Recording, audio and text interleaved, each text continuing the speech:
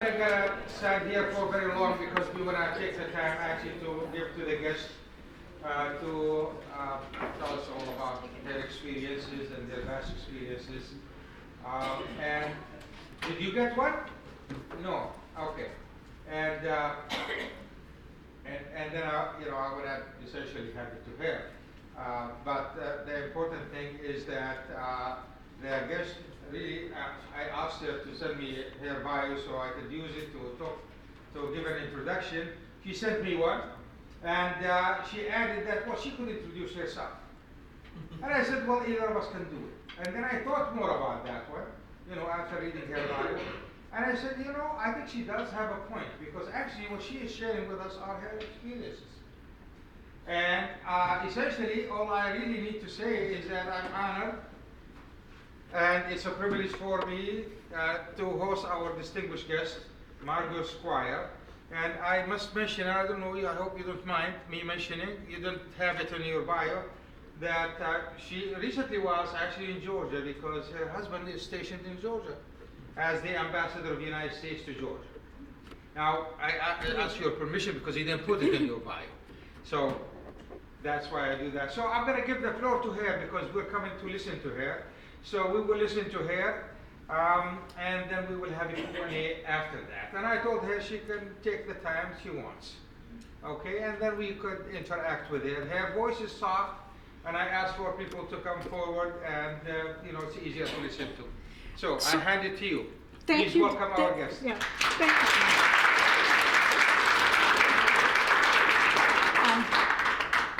thank you, Dr. Bata.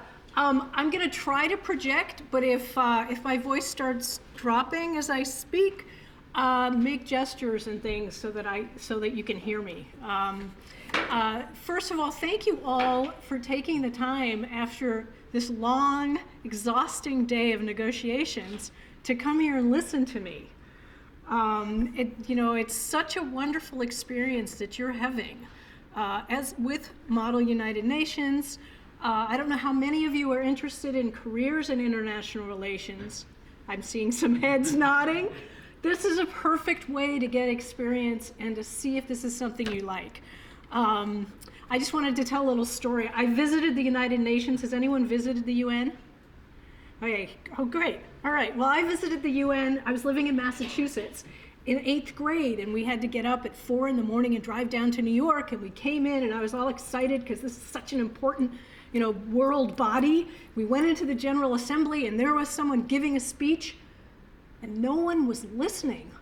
I mean, you think about what you're doing, and you're all in these committees, and you're all speaking to each other. So this one person was speaking, and I'm exaggerating. Yes, there were some people speaking, listening, but there were other people walking in and out. They were passing notes to each other, and I just wanted to stop and say, listen to him.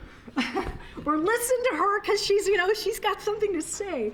But it's kind of like CNN, C-SPAN, if you've ever watched C-SPAN, which was, put into the House of Representatives a number of years ago, and they found that representatives would get there because and talk to the cameras because they talked to the rest of the country, and there wouldn't be anyone listening to them in the room necessarily, but they had a microphone to whoever was listening out there in the country. But anyway, so to get back to what I'm going to talk about today, which is the U.S. Foreign Service, and a little bit about other careers in international relations. So the U.S. Foreign Service and U.S. Foreign Service officers are our diplomats. They serve around the world. They serve in D.C.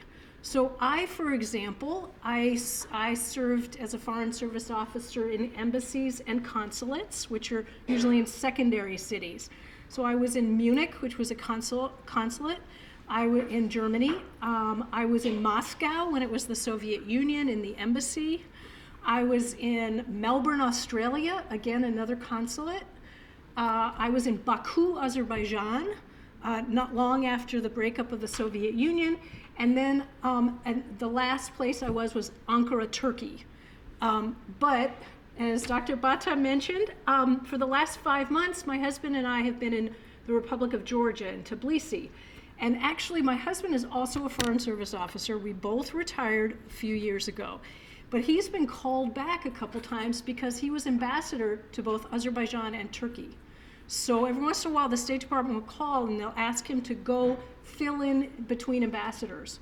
And we have not had an ambassador in the Republic of Georgia for 5 months. For a year.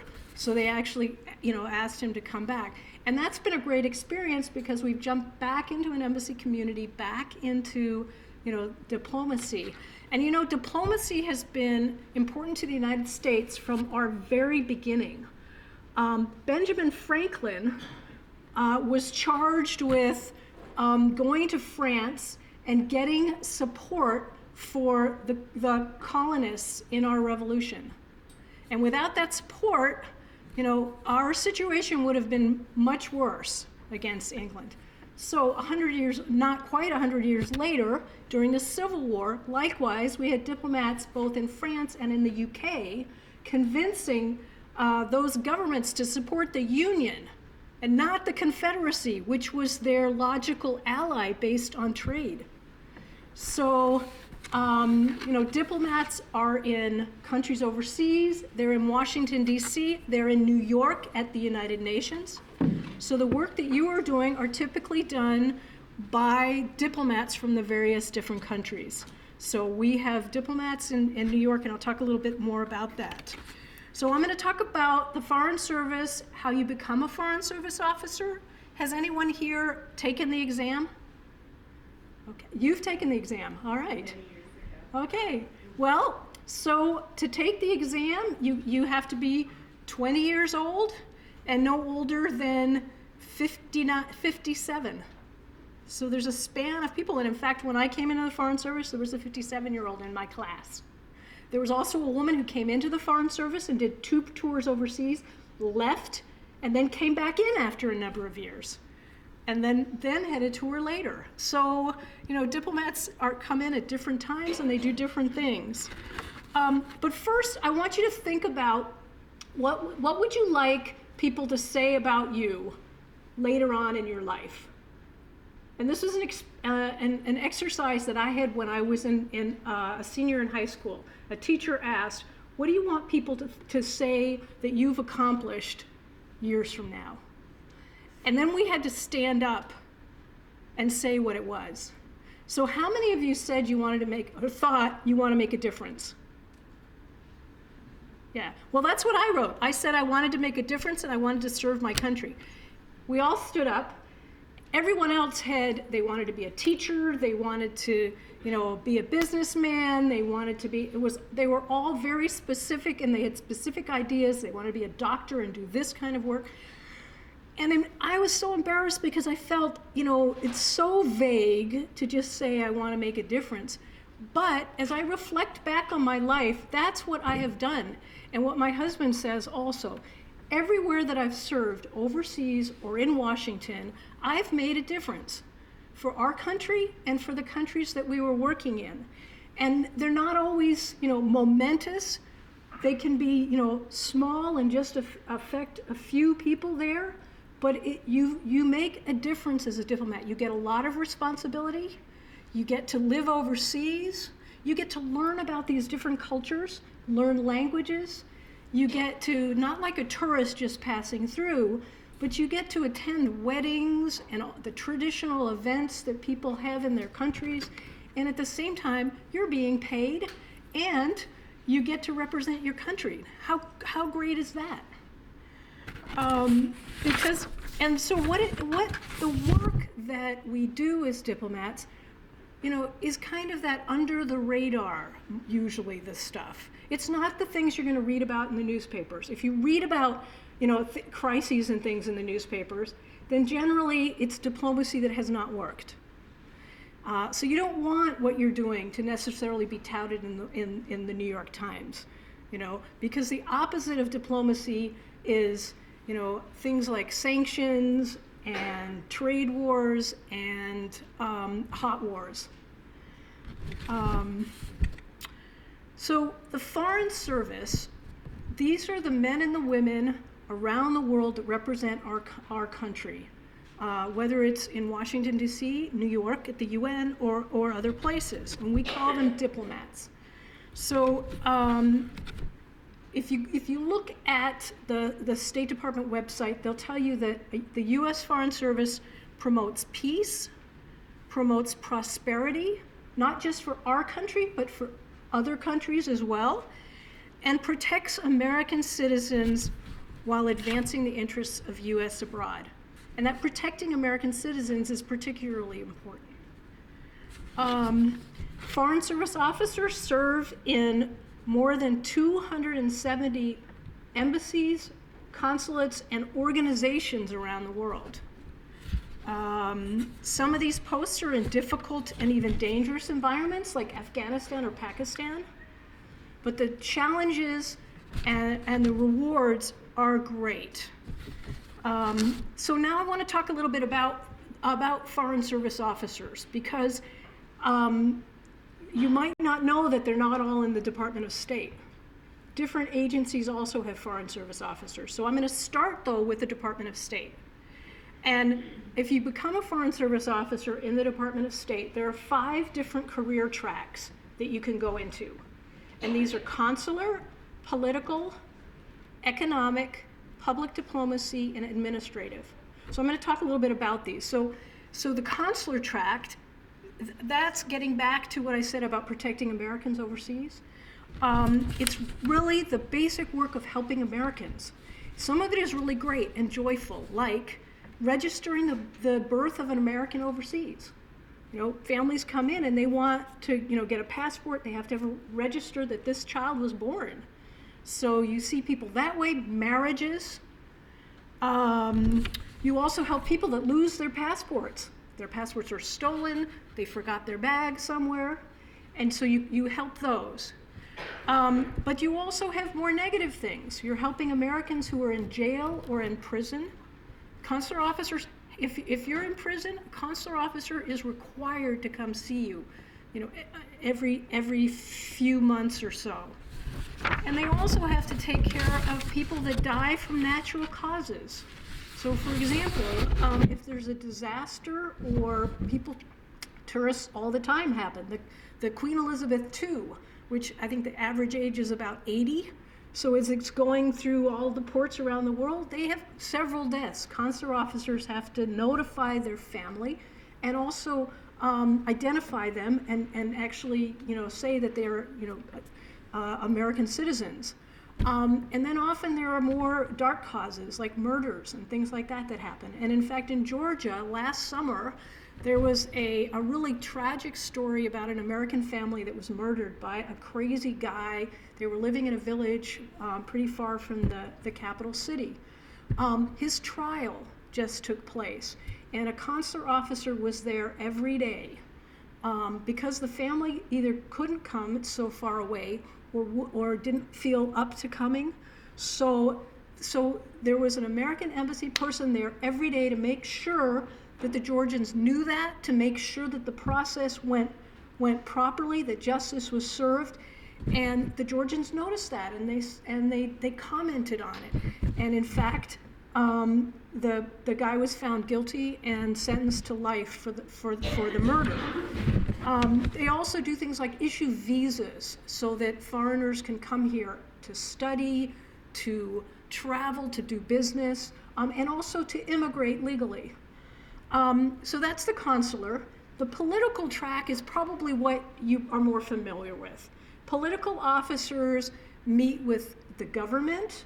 They meet also with human rights and opposition groups. They meet with parliamentarians. They represent our policies, and they also send back the policies of those countries. They also support the United Nations.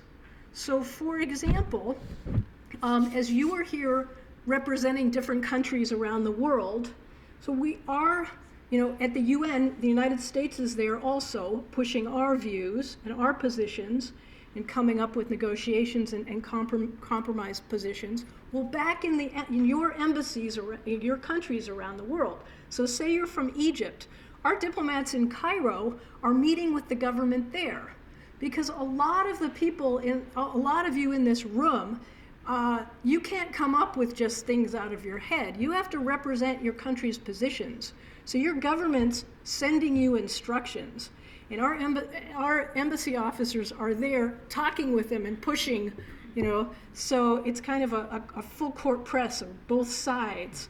So that's one of the things.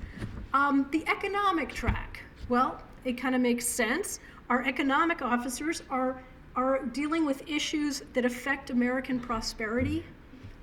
What I said earlier, this includes sales from U.S.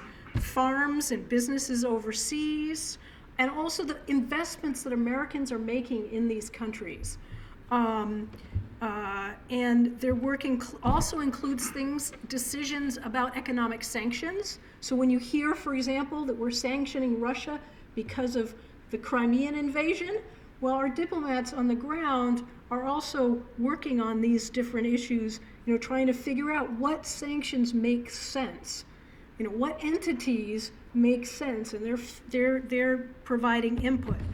And they also deal with things like terrorist financing and also drug smugglers and corruption in these different countries. Not to mention air traffic, because when you think of these airplanes that travel to Minneapolis from all over the world, there are negotiations that decide what airplanes from where come into what cities in the United States. So all of that is coordinated. Public diplomacy track is the track that I was in. And if you think of traditional diplomacy as working government to government, public diplomacy, it speaks to the publics. And this is particularly important because there are so many democracies around the world. And democracies, the people have a huge input on what their governments do. So for example, I think it was in 2004, when there was a bombing by Al-Qaeda in Madrid of a commuter train, the people weighed in. They elected, it was just before Spanish elections, they elected the opposition that wanted to get out of Iraq because the people were aghast at all the deaths that had happened. And so the government changed and they pulled out of Iraq, one of the very first things that they did. So people are really important, and it's important that we have people that work with and ways to reach these. I'll give you an example of something that I was involved in. There was a public diplomacy campaign, and it was involved with the Orange Revolution in Ukraine in 2004. So in Ukraine, they had a stolen election. There was a presidential election. It was a changeover in power, but it could have gone either way. Sort of an old Soviet-style pro-Russian president, or a Western a reformist president, who, by the way, was married to an American. And in the elections, they took polls going in and out and around the elections, and they found that the pro-Western guy had clearly gotten more, had the greatest support. And yet, when it came to counting the votes, the other one won. And it was clear that there was all this manipulation. So Ukrainians took to the streets, and they wore orange. They called themselves the Orange. So that's why they got the name, the Orange Revolution. Initially, the government didn't do anything, but the people were calling for a vote recount. They wanted the Constitutional Court to throw out this election, which they could do, and have a new election, because they said this isn't right. It clearly was rigged. And so there was kind of this, not sure, the pro-Russian guy, old school, anti-reform in West, claimed victory. The government kind of panicked and they called the army in. So the army assembled tanks on the outside of the town. There were, at this point, more and more people. There were thousands of people camped in tents in the central square. And they weren't going to go. And more people were coming in, and they were feeding them, and they were taking care of them. So in Washington, we were worried that this could lead to a huge confrontation. And it could also be really bad for Ukraine's forward progress towards democracy. So I came up with a communication plan to help us support the Ukrainians without interfering, because the other thing was that Russia had interfered directly. Putin had gone on live interview television like the day before the election supporting his candidate. And throughout the whole thing, he had been announcing, oh, this guy won, this guy won. So that was backfiring. We knew we didn't want to interfere. We had to let the Ukrainians. So the first thing to do was I had two messages. One was the Ukrainian people need to solve the situation themselves. And that was to the people in the square and also to Russia and everyone else, the Ukrainian people, and also the parliament and the government. You guys need to do the right thing. The people need to decide. And also, and the second point was the situation needs to be solved peacefully. And again, that had to go to everyone, because the people in the square were just as likely to, start picking up cobblestones and throwing them as the tanks coming in. And then I identified specific groups that we had to reach. We had to reach the president who was still there, the outgoing president. We had to reach both of the candidates. We had to make sure that the parliament and the constitutional court, who were going to make this decision to throw out the elections or not, we had to reach the people in the square. And then so we started, but how to do this? So I laid out a plan in Washington that spanned out across the globe. So first in Washington, we had the Secretary of State and the Vice President giving press briefings. We called in the press from around the world, and particularly if there were any Ukrainian press, we gave them these messages. Peaceful Ukrainian people have to decide. We gave CNN, because in those days it was before social media and iPhones and things. So CNN was sort of the first broadcaster. So we had CNN, the Voice of America. We had Ukrainians from within Ukraine. We also had our ambassador on the ground, John Herbst, reaching out across the government and the army, and also the State Department called in the Ukrainian embassy in Washington at the UN. We also had Department of Defense calling their Ukrainian military contacts. We briefed members of Congress and senators. And in fact, Senator John McCain got on a plane and flew to Ukraine. And this is something that most people don't know who aren't involved is that he got really involved in these new countries, especially Ukraine and in Georgia, where he is a hero. And we also reached out to different governments in the region, like particularly Eastern Europe, because they had gone before the new independent states. So the presidents of Lithuania and Poland flew in as well, so that they could talk to the government and try to calm the situation. Anyway, all these various things worked. The army pulled back. The Constitutional Court did call for new elections, and they had new elections. The pro-West person won, and that was the first really peaceful transfer that they had. It also helped the Ukrainians see that they had power, that people on the street could do this. So in 2015, the end of 2014, beginning of 2015, they went back onto the streets, and that was the huge Maidan, demonstrations that happened. So that was just kind of a taste of kind of what you could do. And I forgot that we also reached out to the people on the ground through the Ukrainian American diaspora. There are lots of Ukrainian Americans in the U.S., and they were talking to those people on the ground and to their relatives who were talking to them, and other routes like this. So the last of the different tracks is administrative. And this actually makes sense because someone has to support the diplomats everywhere.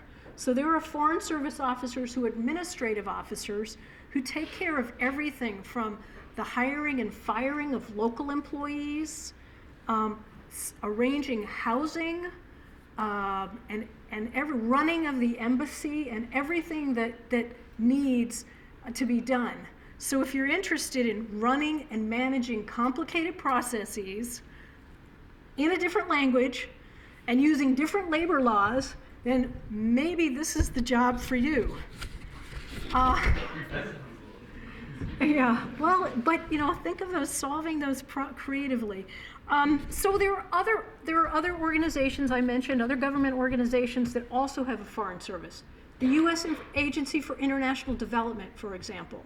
And so USAID, those handles everything from disaster relief in countries. So say Bangladesh has a flood or there's a tsunami in Indonesia. So we have people who are on the ground and that fly in from Washington to help with these disasters. Also helping countries come out of poverty, and so they can be, regular world citizens and do things like participate in the United Nations. And also things like disease prevention. So AIDS in Africa, for example, USAID has been very involved in that.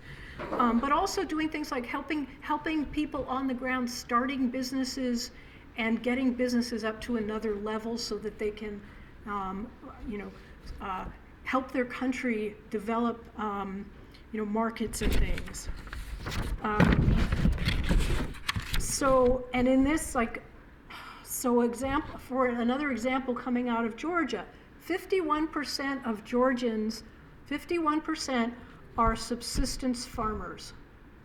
So if you think about that, those are people that they only live out of what they grow for themselves. So that's not even necessarily selling in a market, although they would probably sell in local markets if they could. 51%. In the United States, it's probably 2% or less. So USAID has been helping Georgian farmers to grow beyond that stage. And that there are a lot of success stories, particularly in walnuts and hazelnuts and dried fruits. So now a number of these companies are selling across Georgian markets and also to Europe, particularly hazelnuts and walnuts, which are hugely in demand. So in Azerbaijan, I couldn't work in the embassy because my husband was the ambassador, and we have these anti-nepotism laws. So I directed a USAID program, and it was a program that gave small grants. Oh boy, do you need something to drink? I don't. Oh, good. That gives small grants to local organizations to promote democracy, to promote economic trade. And so one of the things that we did was we helped an independent media organization develop a publishing facility and open up a briefing facility. Now, this doesn't sound like much, but the government of Azerbaijan controlled all the printing presses, so they could decide who could print or not, what newspapers. So if you were an independent or a critical newspaper, maybe they wouldn't let you print. Or likewise, if you were, if you didn't agree with the government and you wanted to give a press conference, well, maybe their space wasn't available. So the fact that there was a briefing space that anyone could use gave people an opportunity to get information out about their different causes. So that's USAID. The U.S. Commercial Service has a Foreign Commercial Service, which is also foreign service officers. And so what the Foreign Commercial Service does on the ground helps American businesses get established. So the things like registering your company in another country, dealing with various regulation changes, and when you run into problems, well, they're on the ground, especially small businesses. The large multinational corporations have their own legal departments, they can handle all this. But small American businesses that are looking to go overseas, they need help like this. So the Foreign Commercial Service does that.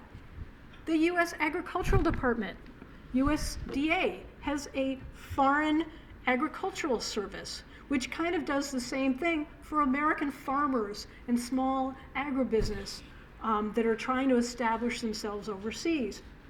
Also, a good friend of mine who's now ambassador in Turkmenistan is initially from the U.S. Agricultural Service, and he grew up on a farm in Michigan.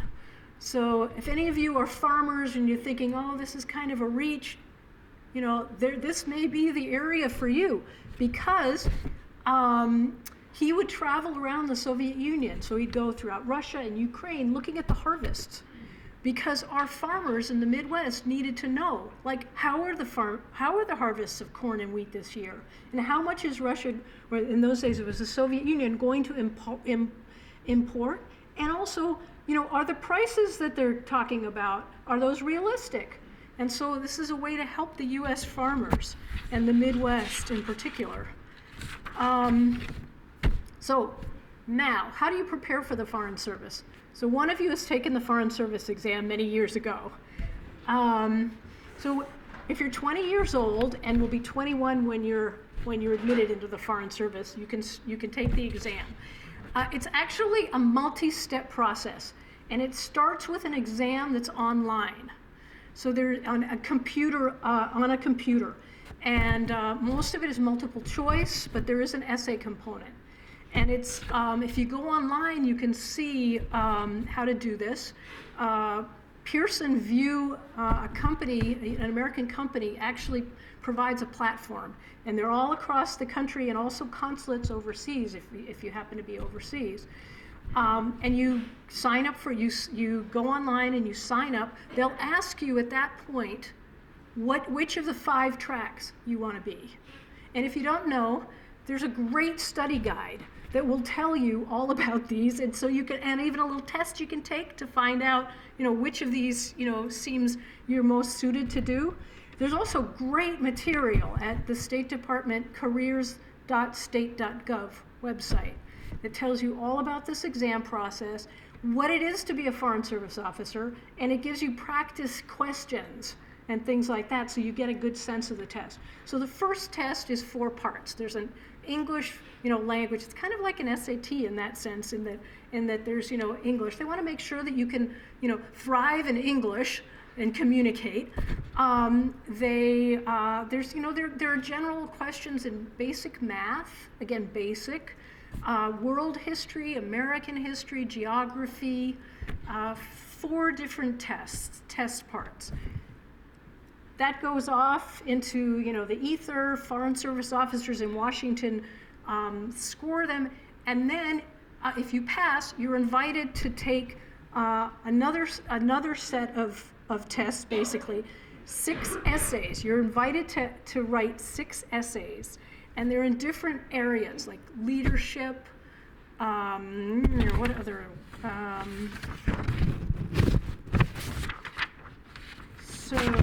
Leadership, interpersonal skills, communication skills, management skills, intellectual skills, and then substantive knowledge, and that's kind of like, how well do you know the United States and our policy?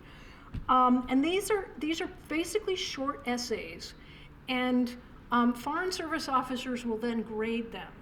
And this is really coming from your personal experience.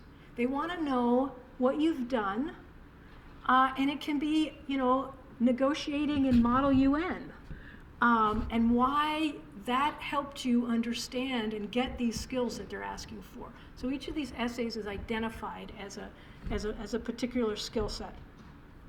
So if you pass that, get a high enough grade, then you're invited to Washington for an interview process.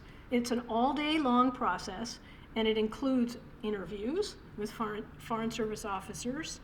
It includes another written test, and a basic group exercise. You're given a fake country and background, and then you're in the past it's been you're a development officer, and you're given a specific development goal or a project, and then as a group you all have to kind of argue, because of course there's not enough money to fund all of them, so you have to make the best case possible for your own your own project, whatever it is, whether it's that Women's Empowerment Center in Pakistan or whatever it is.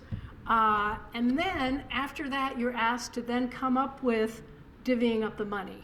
So you kind of throw out what you said initially and just talk on behalf of your project, and then it's really a test of how well you negotiate with everyone. It's kind of like what you're doing here. You got to compromise, and they're looking to see.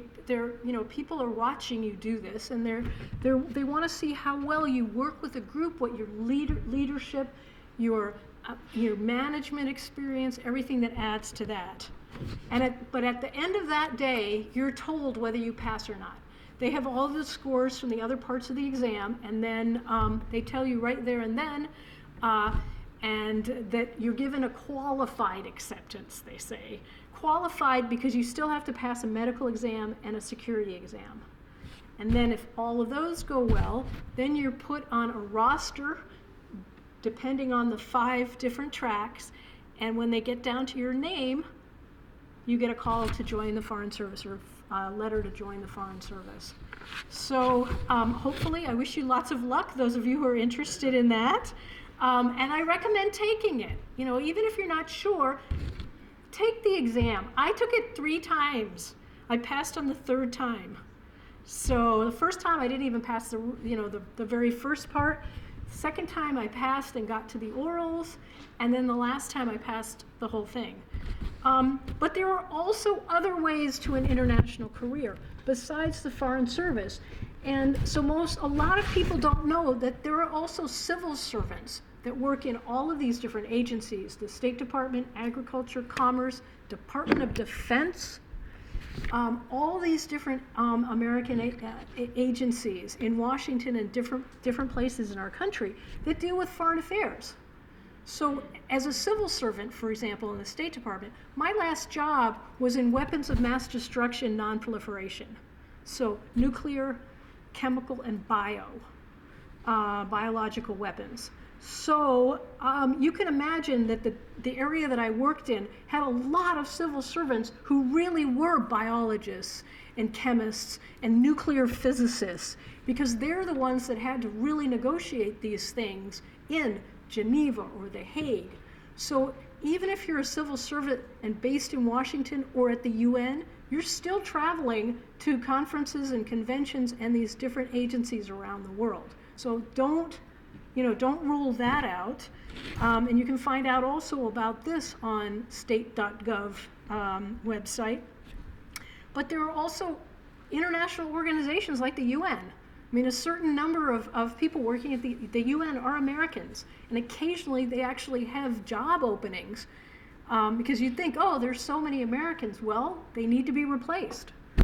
And there are also organizations of the UN, like the UN Development Program, like UNICEF, and there are humanitarian organizations like the International Rescue Committee, CARE, that helps with food programs around the world, charitable organizations like the Bill and Melinda Gates Foundation that's eradicating disease. There are religious-based, like Catholic Relief Services, that works throughout the world.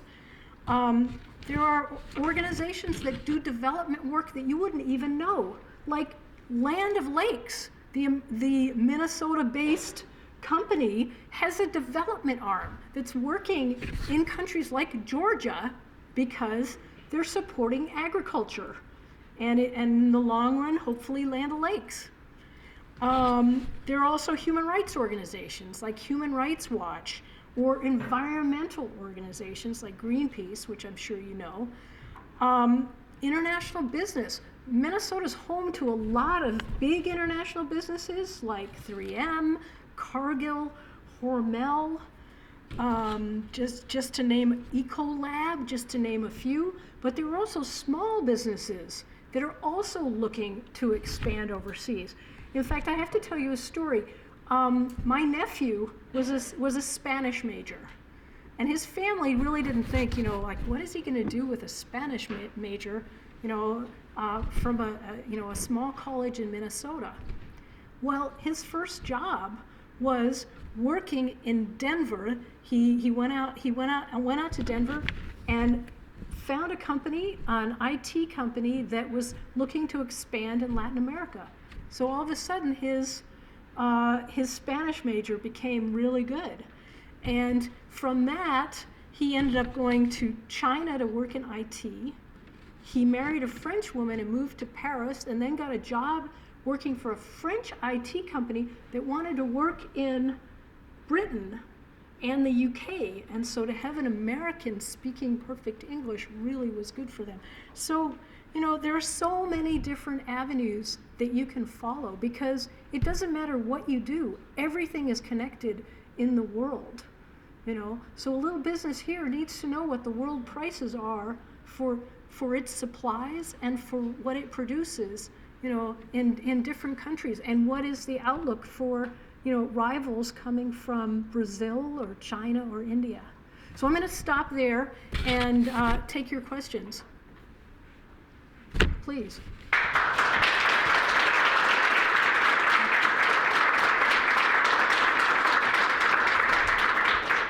Okay, thank you very much. And if you have a question, raise your hand. I'll get the microphone to you. Or you could speak very loud. Or not. Oh, yes.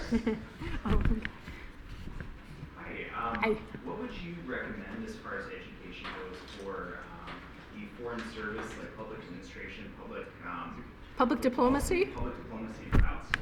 Is there like a specific degree path or a specific group of degrees or like an area of study that you recommend? That's a good question. And I meant to say that there's no one path into the Foreign Service. I mean, there are a lot of people who have political science or international relations backgrounds, but there are also a lot who have English backgrounds, physics backgrounds. There are a number that, if they've gone to graduate school. There are a number that came in as journalists. So, I mean, one of the key things for public diplomacy is communication skills. So, get experience public speaking and writing. It also really helps to get experience overseas. We're working on international issues.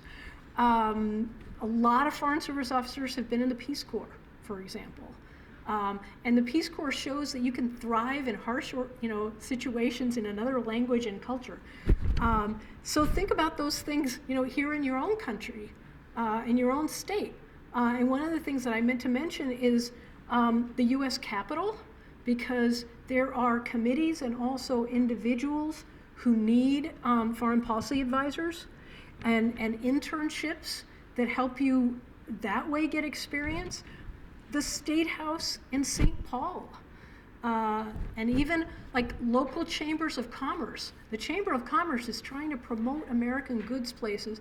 And I also wanted to mention, I forgot, Global Minnesota, which is the World Affairs Council for Minnesota. And I know you're going to hear from Mark Ritchie tomorrow, who's the head of Global Minnesota. But this organization in Minneapolis has internships. It has programs. So back to your question of public diplomacy. I think just having a good background in American policy and American culture, because you have to represent, not just your own interests, but try to represent broadly. I've been doing a lot of speaking in Georgia back for the public diplomacy section in the U.S. Embassy. So I've been talking about the role of U.S. think tanks, and I've been talking about the U.S. system of government, the checks and balances. I've talked about feminism. I've talked about, all sorts of things. So if you know how to do research, it's really helpful. You're getting a good background, by participating in Model UN, and also, just your academic career. And read, read like the Sunday issue. People used to say, get the Sunday New York Times and read it from cover to cover. But because if you read like the Sunday edition of the Minneapolis Star Tribune, there's a lot in there, on the culture side and different, new waves and movies and literature that helps round you out besides the international relations and following the crises of the day. So I hope that's answered, but there's no one way. Definitely. Yeah, Thank you so it's much. really what you bring. Anybody else?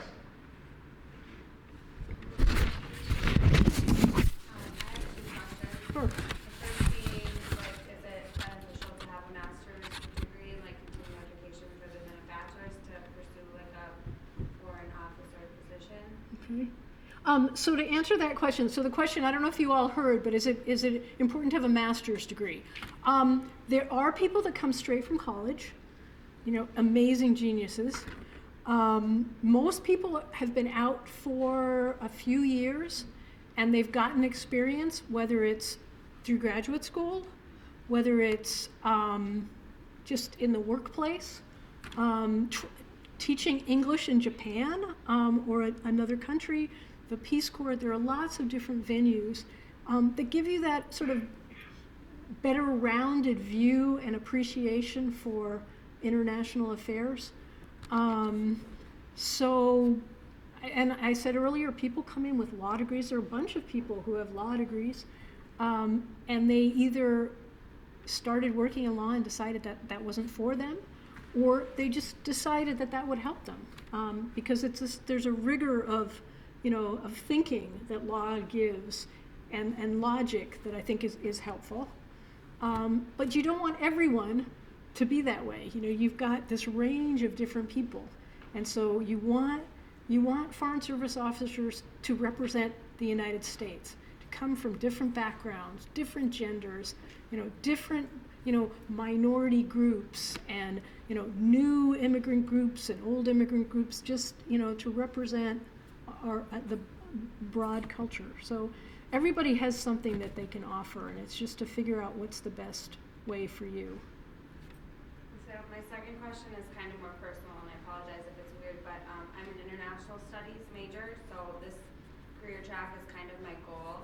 I'm just curious if you and your husband had a family and how traveling affected that, because I've got 2 kids, so I'm just wondering about the moving, different countries, not speaking the language, how that worked for your family. Yeah, no, I think that's a really good question, and I think everybody needs to think about that because, particularly as you're moving around the world, you're going to want a family, just as you'd want a family here.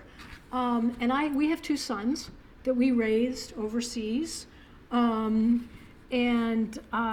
were times when I really worried that I'm destroying their lives.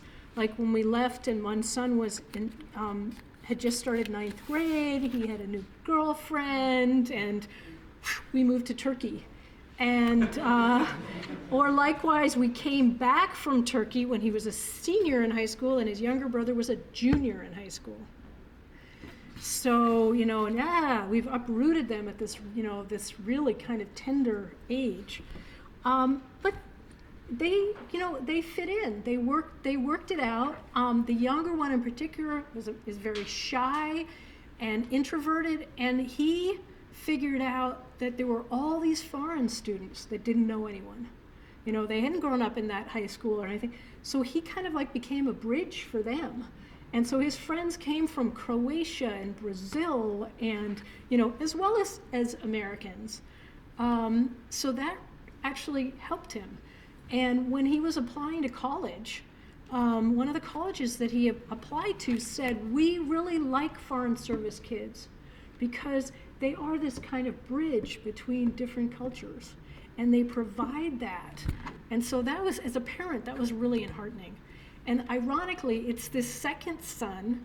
The first son threw himself into Model UN in high school, and he loved all that stuff. Well, he's getting a PhD in physics. And he's not going to go into the Foreign Service. He wants to run a lab, Whereas his younger brother, who was kind of the shy heart, it was always hard for him to move, he's living in Turkey and working in Istanbul now. So, and I remember saying to my older son, there were so many times I worried that I ruined your lives. And he said back to me, you didn't ruin our lives. You gave us all of this. But you have to work at it. You really do have to work at it as a family. You know, each move, you know, you have to prepare, and you really work at that. So, but as a result, I think families get closer because your basic unit is not necessarily all of your friends because you're moving, but it's all those, it's your family that moves with you. So I hope that answered your question. Definitely. Thank you so much. Okay, you here, I guess. What are you?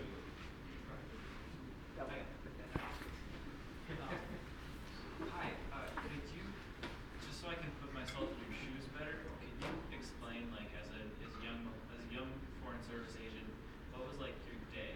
What did you do? People always ask me this, and particularly in public diplomacy, because I worked a lot with press.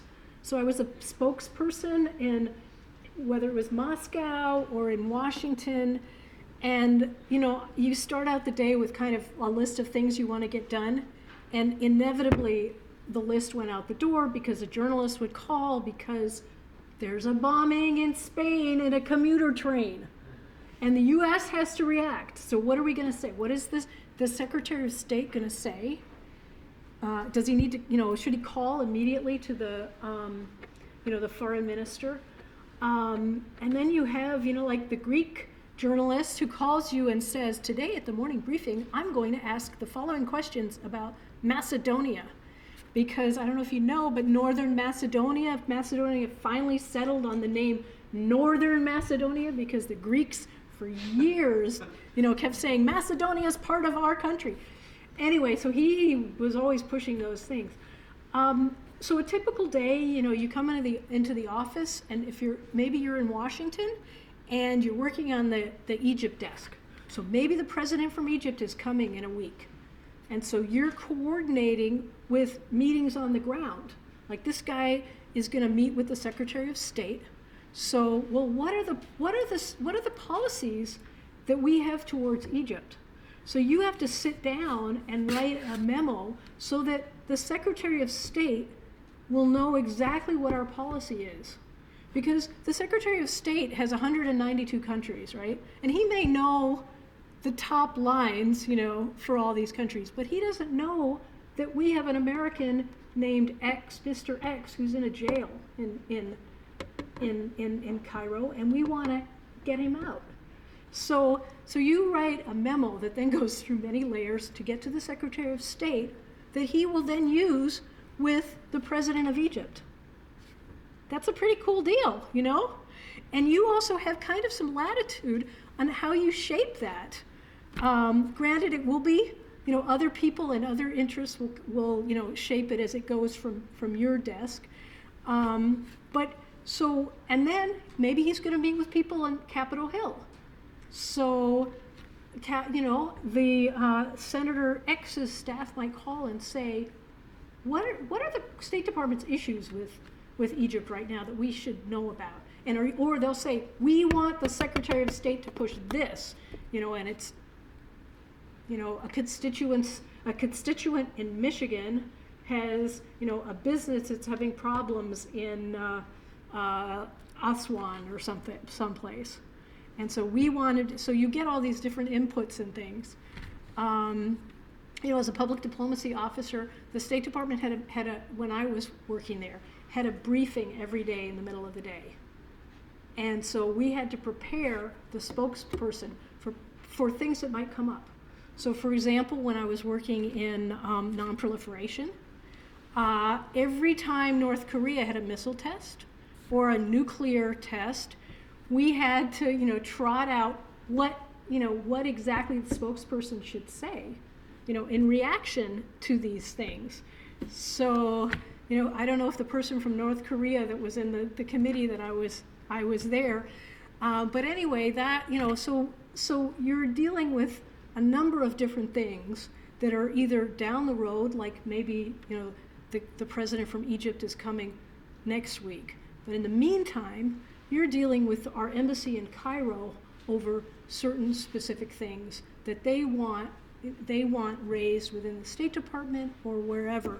So there are sort of long-term and short-term goals that you're working on. At any given day, it changes. You may be called in, you would be called in if I'm doing press guidance for this, for the briefing on Egypt. You have to clear that. Because one of the things that, I worked in nonproliferation, and of course everybody that I worked with thought nonproliferation is the most important thing in the world, which it is. But when you're dealing with Iran, it's only one of the many issues that we deal with Iran. You've got the Iran desk in the geographic area of the State Department that's dealing with maybe some sanctions and trade issues. You've got the Human Rights Bureau of the State Department that wants to bash Iran on human rights issues. So you have to feed all of these things in together to get a coherent mission. And maybe today you don't beat on Brazil for, something that has to do with non-proliferation, because it's more important this other deal that's going on. So it's a balancing also act that you're constantly doing within your own department and also other departments. Treasury weighs in, Commerce Department for U.S. business. So you're working across these different agencies and things. So it's hard to give you an exact day, but I hope that helps. Thank you for your answer. Appreciate it. Okay, we have about 5 minutes, so.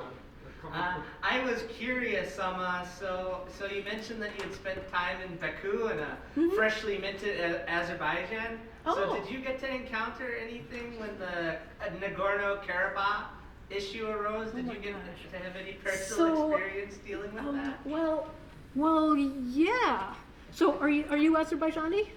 No. Oh, but you're familiar representing. with the region, Oh, I guess. okay. Yeah. Well, first of all, Azerbaijan is a Turkic nation, and when the Soviet Union, basically one of the things that Stalin did was, divide up parts and of the country to create sort of these tensions. And so Nagorno-Karabakh was put firmly into Azerbaijan, although it was disputed territory with Armenia from the beginning.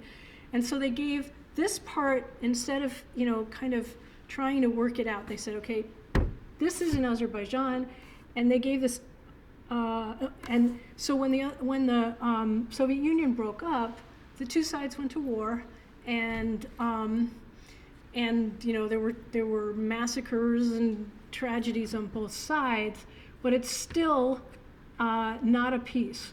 And there's still kind of an uneasy situation there between Azerbaijan and Armenia, and there's still negotiations going on, and the U.S. is one of the 5 co-chairs of this process to try to solve this situation.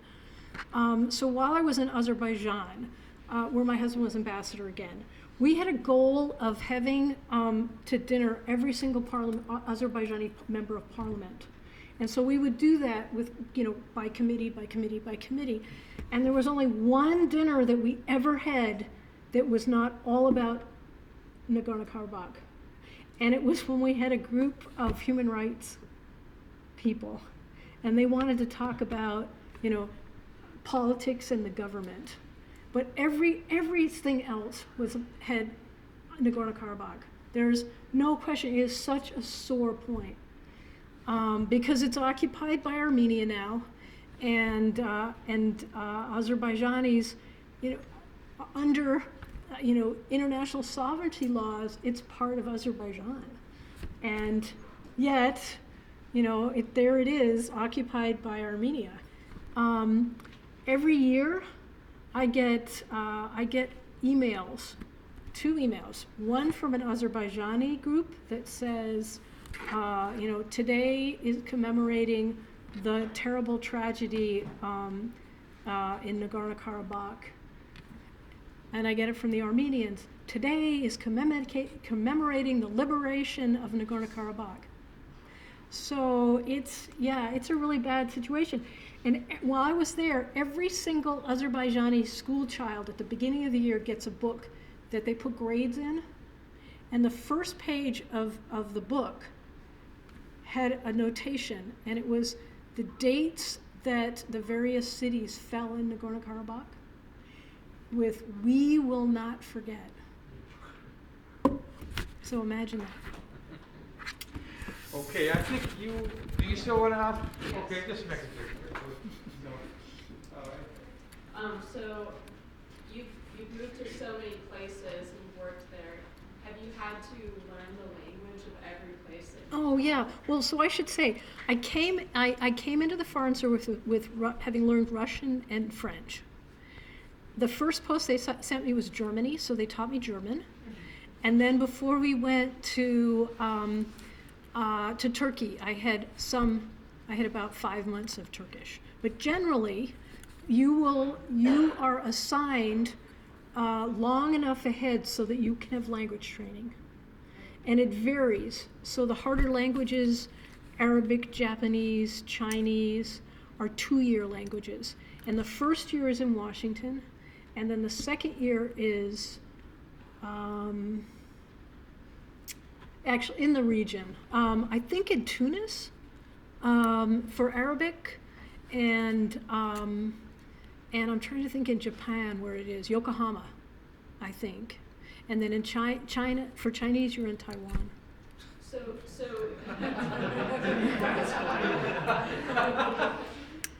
then are you Or working Hong Kong. for the Foreign Service while you're in Yes, the yes. So the great thing is you learn a language and you're being paid. But while you're learning the language, you're also learning the culture that comes along with the language. So you also have, area studies and reading lists and things. It gives you time to really learn about the country that you're going to.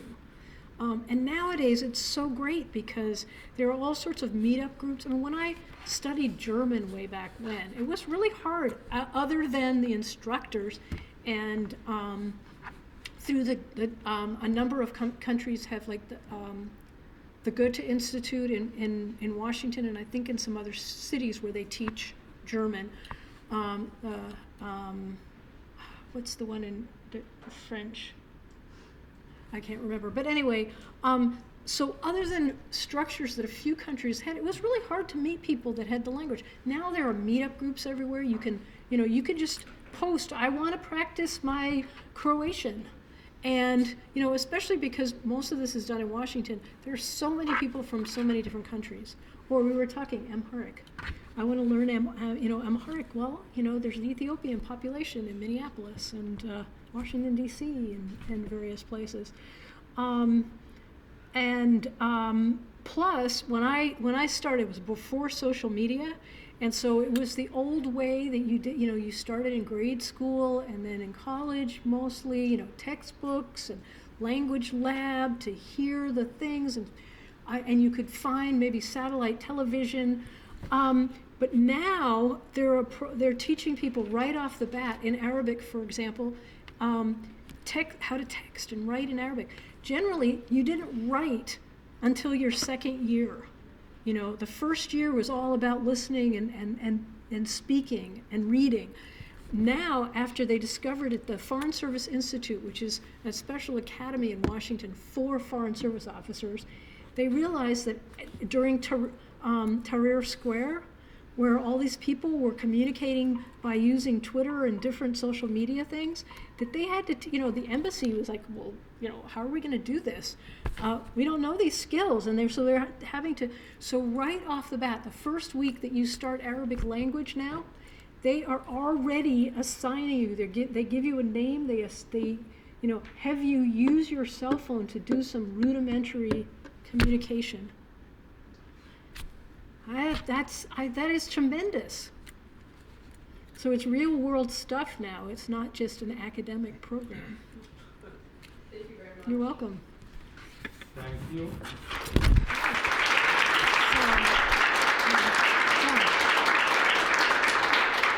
This is really a wonderful question and an important one, and I'm glad you had the chance to ask that question. But I'll be remiss not to ask a question I have. Now, I know I'm over 57, so I can't ask anything about the Foreign Service Officer program. But what I'm going to ask about, you said the Secretary of State has to deal with 192 countries. What's missing? Well, international organizations and Palestinian organization that's not a country per se. He has to deal with the EU and NATO and organizations like that. He has to deal with the World Health Organization. Would Iran be part of that? Would Iran be part of Iran, that? for example? Oh, so Iran. When I joined the Foreign Service, we didn't have relations with Iran. You know, after our embassy was taken over and, you know, the hostage crisis, we obviously broke relations. But I never imagined that 30-some years later, we would still not have relations with Iran. I mean, think about that. I mean, one of the problems that we had, for example, in Syria, when we were working on trying to remove chemical weapons, the nerve gases and stuff, were that we had to work through the Russians. I mean, it was good because it was a multilateral effort, but the U.S. did not have an embassy on the ground anymore. We couldn't work there. We were not there. And so in all these countries, North Korea, Iran, Syria, I'm sure there's some others that I'm not forgetting, where we don't have embassies, we don't have diplomats on the ground, and we have to rely on the Swiss embassy, you know, to meet with our people who are imprisoned, or, you know, carry the water for us if they care to, with the government on the ground. That's crazy. We should absolutely have relations with, especially with Iran and North Korea, and countries where we're, you know, potentially, could be going to war with. So I don't know why I'm looking at you, but anyway. But so does that answer your question? Indeed, it does. Thank you very much. Please join me in giving a big round of applause for